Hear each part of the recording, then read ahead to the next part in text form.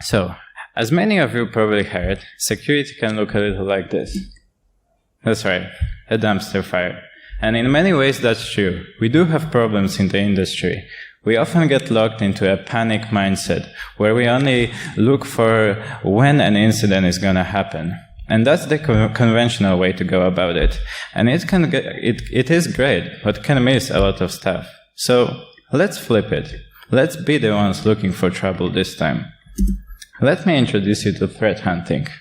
It is a proactive security measure where we assume a sophisticated attacker has evaded our tools and is present in the network. And that means sorting through tons and tons of data. I mean, a lot of data. This cannot be understated. And this is why, originally, it's a domain of larger organizations with big budgets who can deal with this sort of thing. 6 months ago, I started work on implementing a threat hunting program.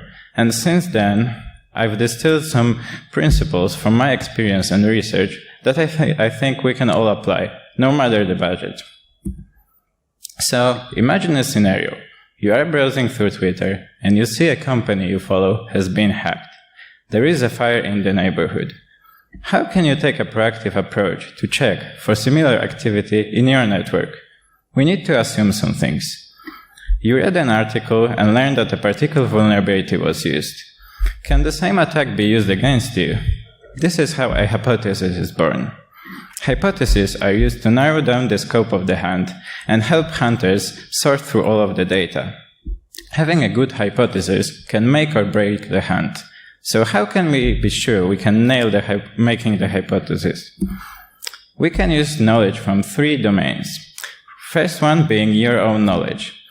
This can be awareness of security flaws in the products you use, good knowledge of most common attack vectors, or an anomaly you observed. The other one is knowledge of others.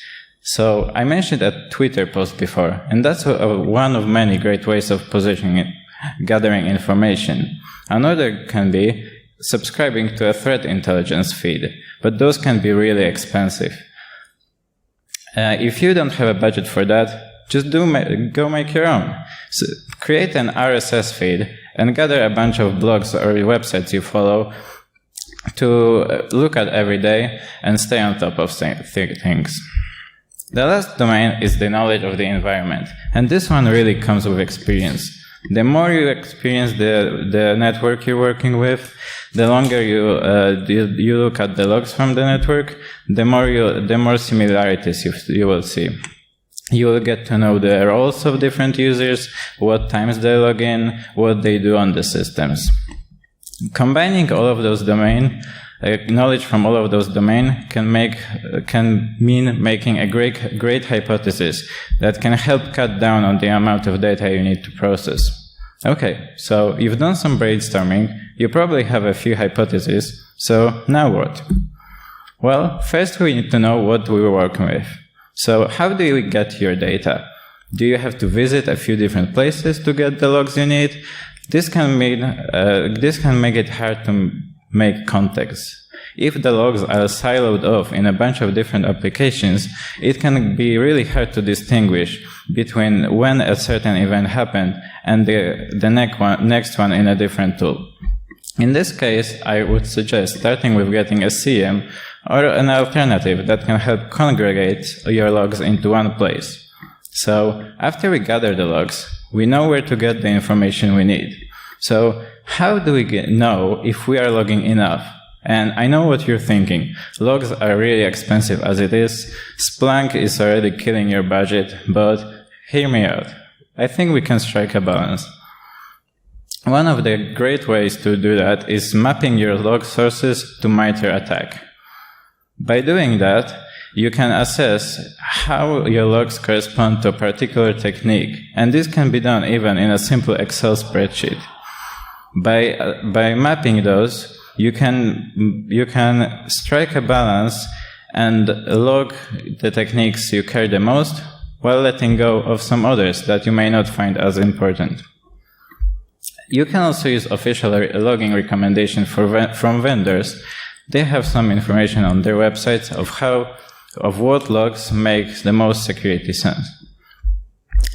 So remember that attackers can also linger in your environments for months. So we need to strike a balance in terms of retention as well. Try to involve some other departments like compliance or maybe finance, and just think of a way of how you can make everyone happy and have a good retention time so you can get the logs even if they happened a while ago. Okay, so we are making progress. We know where to find the logs, and we know what techniques we can detect. So what comes next? Well, we need to make some context. Different vendors can present the same event in a slightly different context. For example, one log source can have an IP, but another can have a username. So how can we piece them together? It takes a lot of work, but when done right, it improves data consistency, allowing more complex analytics. It also standardizes indicator names, which means you don't have to keep guessing if a destination IP is called destination, DEST, or maybe something completely different. Luckily, there exist open source security data models. I will point to some of them in my resources, and they also all offer slightly different flavors. So just after doing some research, pick the one that you feel most comfortable using. Okay, so after you find a model you like, we have the context, we are ready to take a look at what's going on. So let's take a step back. How do we even know if what we find is malicious? After all, we are looking for that 1% of threats that slipped by our security tools. Well, we need to find areas where things could happen. And our model will help us determine if that's the case. We can start building awareness of what is expected in our environment, and there are many practical ways of doing that. You could, for example, take two assets and assume they are free from any malware, and just take a look at traffic between them. Simulate some activity. Try to note what happens, what logs are being generated, and that applies to both machines and users. Take a look at the users of those systems. What roles do they perform? What hours do they normally log in at? Knowledge of the domains can really come in handy too. Do you see any security risks in the workflows that the users are doing? You can be extra thorough in those areas and start building some documentation around that. And that will lead you to baselining the environment. Baselining is establishing how traffic looks like when it's business as usual.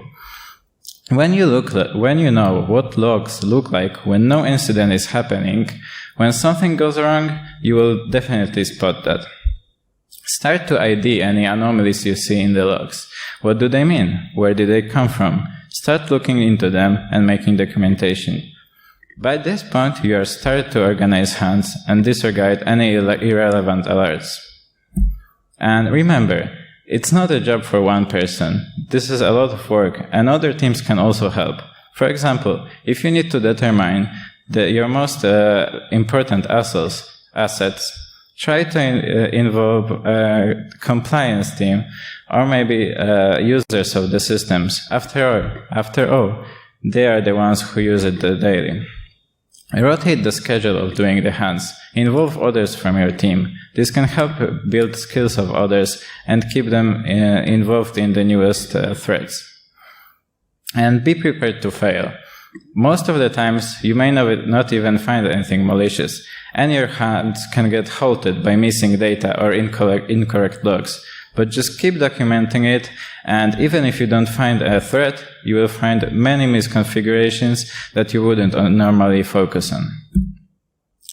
And what might make sense to you, to others, can look like this. And this is why documentation is really important. Hone in your processes and document everything that you do, and after some time, you'll be ready to start your threat hunting program. So happy hunting. That was my presentation, so I'm ready to take any questions you have.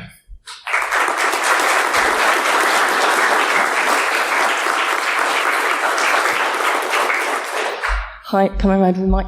Stick your hand up if you've got a question. Brilliant. Hey, thank you for that. That was very interesting.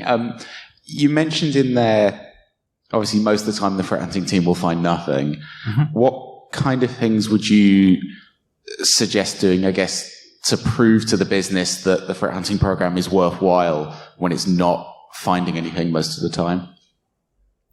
And this is why it's important to document everything, and it can be done in many different ways. For example, if you are mapping log sources to MITRE attack techniques, you could demonstrate over time how your the log sources you're mapping are increases. You are covering more and more tactics as time goes on, and also by documenting your miscellaneous findings like misconfigurations, you can present them in a presentation or just a documentation in some one place where the upper level business people can take a look at them.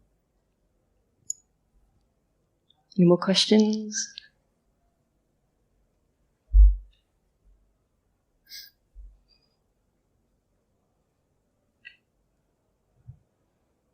No? Great. Well, thank you very much, Wiktor.